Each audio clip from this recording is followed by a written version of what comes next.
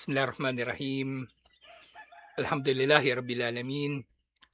Salatu wassalamu ala asyrafil anbiya'i wal mursalin. Nabiyina Muhammadin wa ala alihi wa sahbihi ajmain. Assalamualaikum warahmatullahi wabarakatuh. So inshallah, chapter 59 na tayo ng Kitabut Tauhid. May sinabi ni Allah, yadunnuna billahi gairal haqqi dannal jahiliyah. Mga tao daw, sila ay nag-aakala kay Allah ng pag-aakala ng kamangmangan. Pag-aakala na hindi makatotohanan.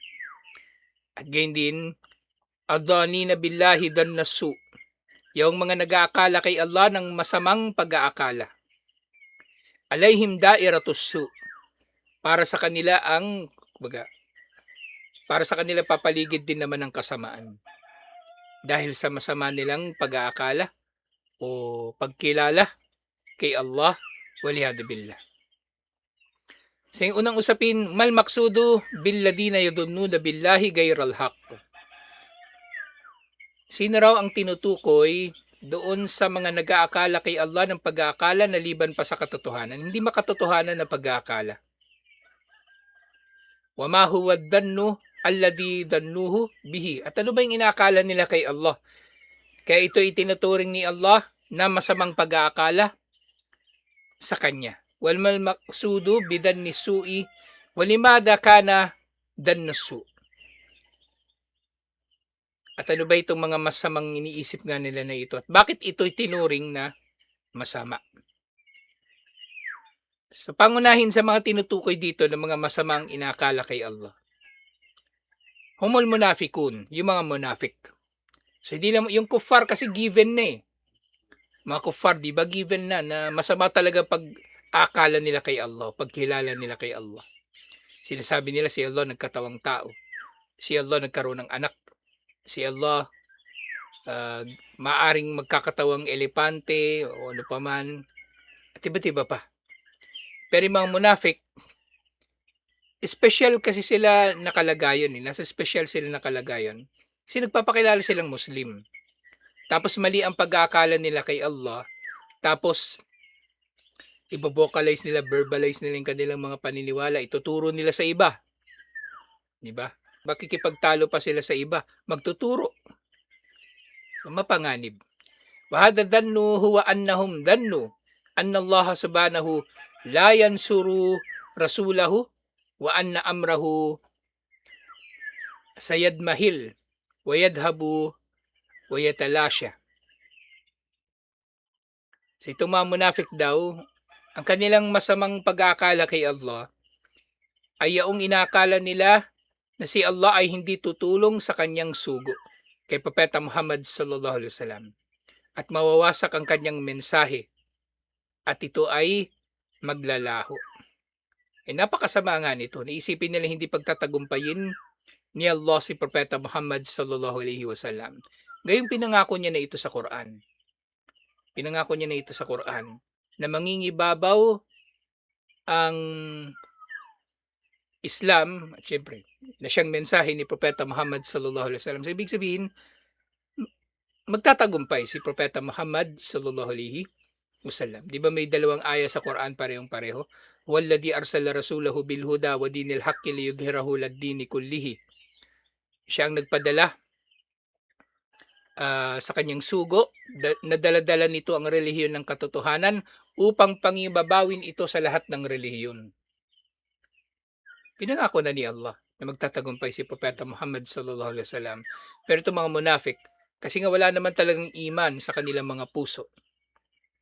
Gusto nila na pumalpak, sumablay, hindi magtagumpay si Propeta Muhammad sallallahu alaihi wasallam. At ito nga yung pangunahin talagang katangian ng mga munafik. So bukod sa nagpapanggap silang Muslim para tumanggap ng pakinabang mula sa mga Muslim, gusto talaga nila ultimately, ang magpapaligaya talaga sa kanila, ang mapinsala ang mga Muslim. Yun yung kinaliligaya nila. Hindi na sapat sa kanila yung tumatanggap sila ng pinapakinabangan ng mga Muslim eh. Di ba mga ganima, dumarating sa kanila yung mga ganima. Mga sadaka dumarating sa kanila, binabahagi yun ni Propeta Muhammad sallallahu alaihi wasallam. Pero ultimately, ang gusto nila mapinsala ang mga Muslim. At ganyan din ang mga munafik hanggang sa panahon natin ngayon, hanggang sa dulo ng panahon. Gusto nila na mapapahamak ang mga Muslim. Gusto nila na mahihirapan ang mga Muslim. Kaya makikita ninyo yung marami sa mga munafik, ang katangian nila. Diba? Kapag may pagkakataon na pumanig sa kuffar, gagawin nila. Nasa Madina, di ba? Every time merong kaguluhan, papanig sila sa kuffar. O kaya anytime na merong, kumbaga, makakaapekto ng masama sa mga Muslim, nandun sila na pumapaypay dito para lumaki pa yung apoy. Katulad ng chismis laban kay Aisha radhiyallahu anha, nandun sila, yung mga munafik. Nandun sila. Kasi ito yung pangunahing katangian nila. Gusto nila na mapahamak ang mga Muslim. Wa an ma'asabahum lam yakun bikadrillahi wa hikmatihi. Ganyan din, kabilang sa kanilang maling pag-aakala na anumang mangyayari sa kanila, lalong-lalo na yung masasama, ay hindi dulot ng pagtatakda ni Allah at hindi dulot ng wisdom ni Allah sa mga pagtatakda niya na ito. Kufur talaga. Kafir talaga yung mga munafik. Pero nga, mapanganib ang mga munafik at actually mas mapanganib sila sa hayagang kuffar. Kasi nga nagpapakilala silang Muslim. At maaaring makakakuha sila ng simpatya sa mga Muslim. Kaya doon sa Suratun Nur, ang haba nun, sunod-sunod na mga aya yun tungkol sa pagchichismis kay Aisha radhiyallahu anha. Pinangangaralan ni Allah ang mga mananampalataya tungkol sa panganib ng mga munafik. Sa Suratul Baqarah pa lang, di ba? Ilang aya yung tungkol sa mga mananampalataya. Ilan ba yung sa kuffar? Tapos yung sumunod doon na 13 na mga aya, puro tungkol sa mga munafikin. 13. So ganun katindi sila para umpisa pa lang ng Quran. Ipinahayag na ni Allah ang tungkol sa tatlong uri ng tao na makakasalamuhan ng mga Muslim. Kapwa nila mananampalataya, hayagang kuffar, at yung mga munafik. Na mas marami siyang binanggit tungkol sa kanila. Napaka-espesyal ng kasamaan ng mga munafik. Kaya nga sa dulo ng panahon, sa kabilang buhay, sa impyerno, sila ang may lalagay sa pinakamalalim, di ba? Sabi ng mga scholar. Doon sa tafsir nila, nando sila sa Fidarki Asfali Minan Nar. Doon sila sa pinakaila-ilaliman ng impyerno. Tapos sunod doon, nando na yung mga Kuffarul Asliyin, yung mga Hindu, yung mga Buddhist. Tapos sunod nila, yung mga Murtad. Tapos yung Ahlul Kitab. Tapos yung mga Muslim na mapupunta sa impyerno. Magkakasama na sila doon. Yung mga walang pag-asa, posible naman merong Muslim, di ba, na mananatili na sa impyerno. Dahil nakagawa ng kufur. Sila na yun nandun sa mga murtad. Nandun sila, kasama ng mga murtad. So pareho sila na sa impyerno. Pero yung mga Muslim na posibleng may pagkakataon pa na mapatawad, so nandun sila sa pinakamababaw ng impyerno. Inshallah. Pero wag nang isipin ng tao na pabor yun ni Allah sa kanila. Kasi yung nga lang mailagay yung paa mo sa impyerno mahirap na. Katulad ng naiulat tungkol kay Abu Talib. Nasa talampakan niya lang yung apoy, pero kumukulo yung kanyang utak. Napakatindi ng apoy na yon. Fafassara hada dhannu bi inkaril hikmati wa inkaril qadari. Wa inkari an yutimma Allah amra rasulihi wa an yudhirahu ala dini kullihi. Si masamang pag-akala ng mga munafik ay ang pag-inkar nila sa hikmah ni Allah, sa wisdom ni Allah. Inkar nila pagtanggi nila sa qadar at inkar nila pagtanggi nila sa katotohanan na pangingibabawi ni Allah ang kanyang sugo at pangingibabawi ni Allah ang kanyang relihiyon sa lahat ng iba pang mga relihiyon. Wa hadha huwa dhannu su' alladhi dhannahu al-munafiquna wal musyrikun. So ito ang masamang pag-aakala ng mga munafik at dito nabanggit na yung mga musyrik. Si mga kuffar, given na yun sa kanila na masama ang kanilang pag-aakala. Pero yung mga munafik, special yung kanilang kalagayan. Wa innama dhanna su li'annahu dhannun. Wa innama kana dhanna su'in li'annahu dhannun ma yaliku billahi subhana. At ito nga ay masamang pag-aakala kasi hindi ito marapat kay Allah. Di ba yung mga pangalan at katangian ni Allah? Hindi natin uunawain, di ba na lang sa paraan na marapat sa kaluwalhatiin ni Allah. Wa ma yaliku bi hikmatihi wa hamdihi wa wa'dihi as-sadiq. At ang ganitong paniniwala ay walang kinalaman o hindi marapat sa kanyang kaalaman, sa kanyang pagiging kapuri-puri at sa kanyang pangako na magkakatotoo. Na pangingibabawi ni Allah si Propeta Muhammad sallallahu alaihi wasallam at ang Islam. Sumunod, ano palang dapat na gawin dito? Mattariku ila salamati min dhannisu billahi alladhi waqa'a fihi aktarun nas.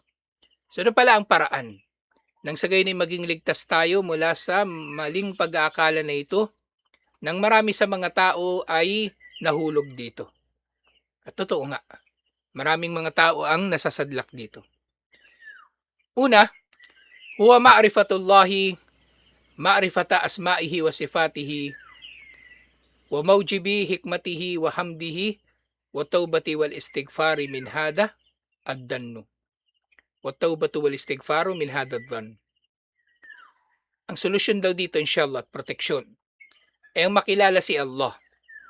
Sa pamagitan ng pagkilala sa kanyang mga pangalan at katangian, ibig sabihin, hindi tayo mag-iisip tungkol kay Allah ng anuman na walang batayan.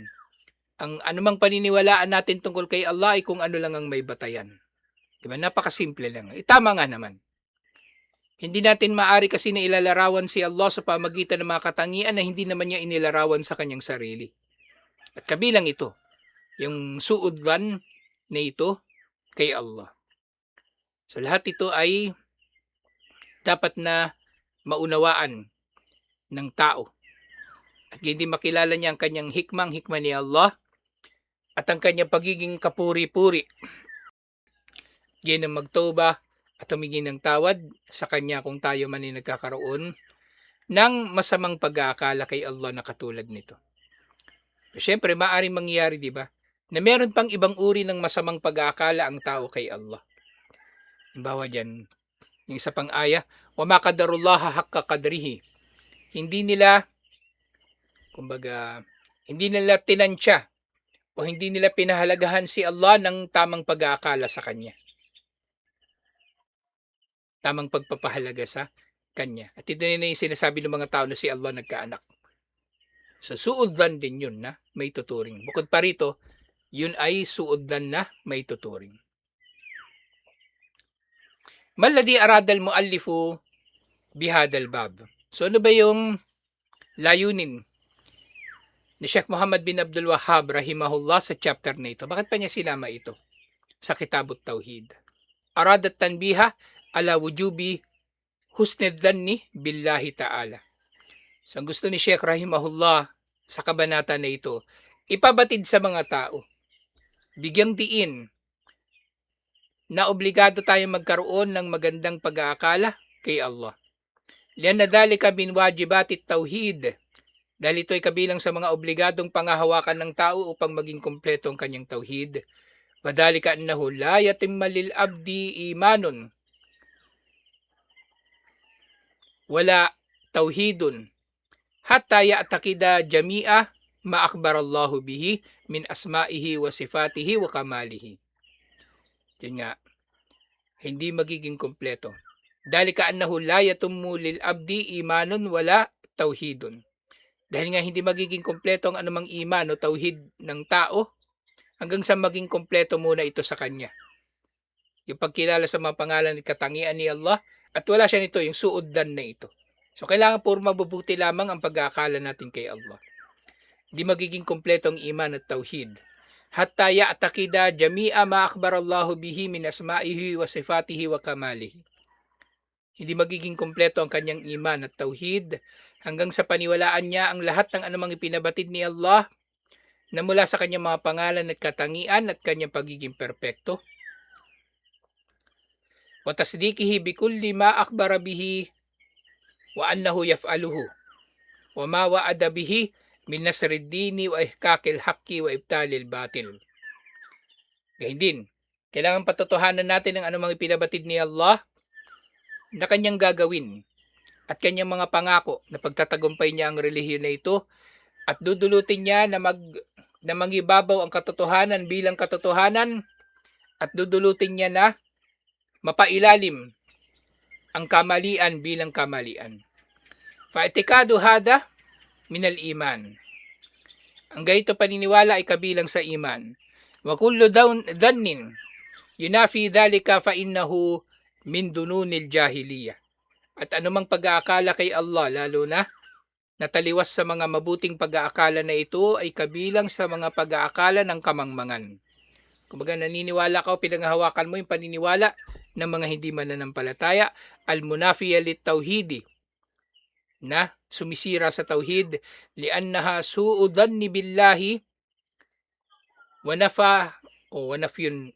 nafyun likamalihi dibin likhabarihi wa syakkin fi wa'dihi.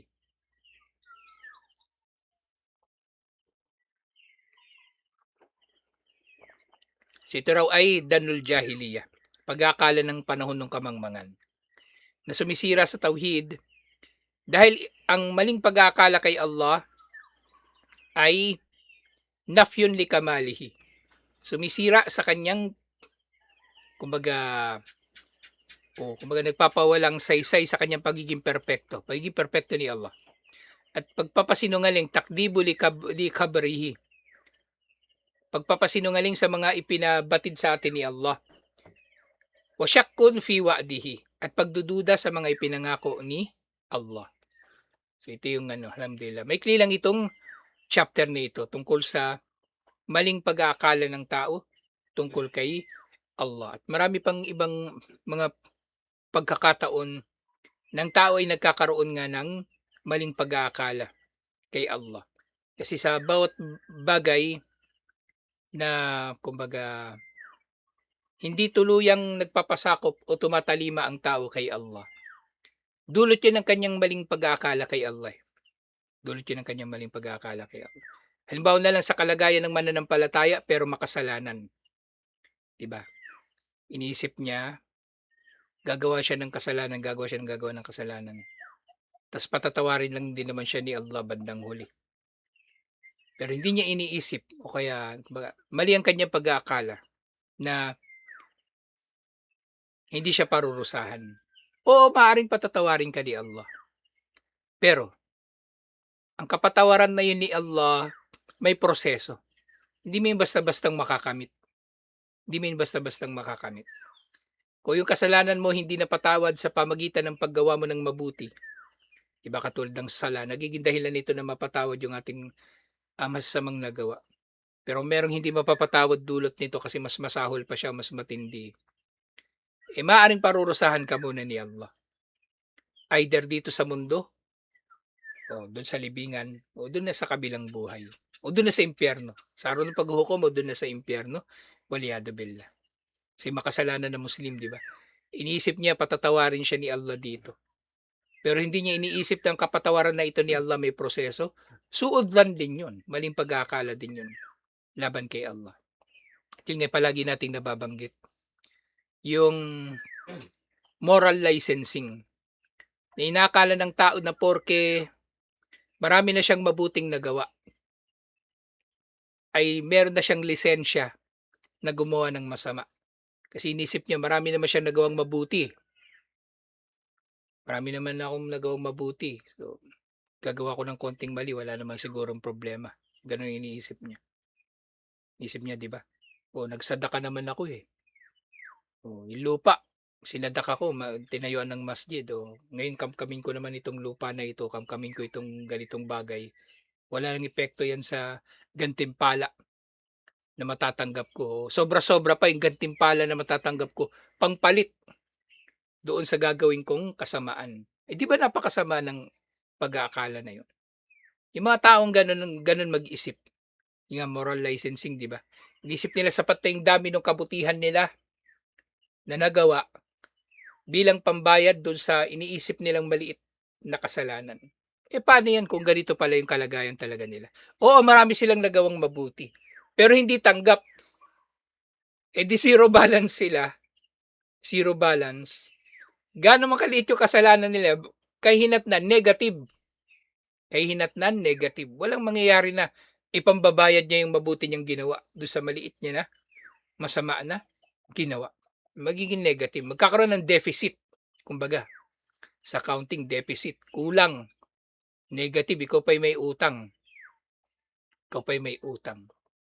O hindi tanggap pala yung dami ng mabuti niyang ginawa kasi ginawa niya ng may riya, pagpapakitang tao. O di napakasama ng ganung pag-aakala. O kaya, ganun din.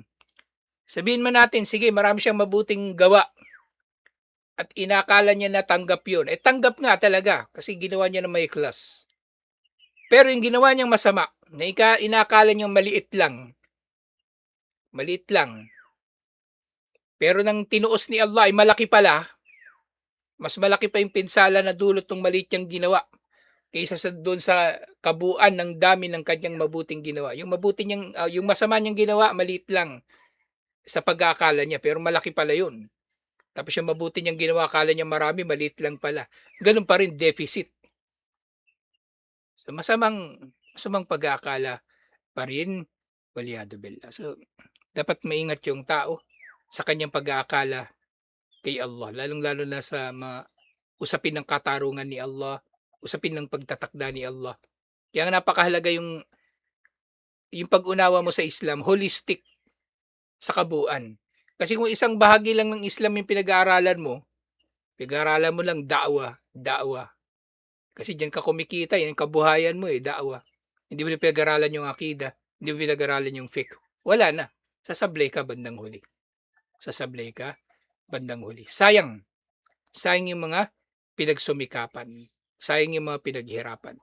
Kaya tayo, alhamdulillah, inaalam natin ito kasi para hindi masasayang yung ating mabubuting mga gawa, insyaAllah. At magiging katanggap-tanggap ito lalo kay Allah. So, tutunan natin ito insyaAllah. Yung sumunod na kabanata, Babu ma ja'a fi munkiril qadar. Ito na, yung kabanata tungkol sa mga tumatanggi sa qadar. Chapter 16 na ito. So, meron ng ilan na lang natitira? 8 na chapters nito. Inshallah. Pag napos natin ito, papalitan din natin ng iba pang libro tungkol sa tauhid at akida, inshallah. Ayun nga, si Allah ay nagbababala ng matinding babala laban doon sa tumatanggi sa qadar, waliyadu billah. Tutuloy natin ito inshallah. Assalamualaikum warahmatullahi wabarakatuh.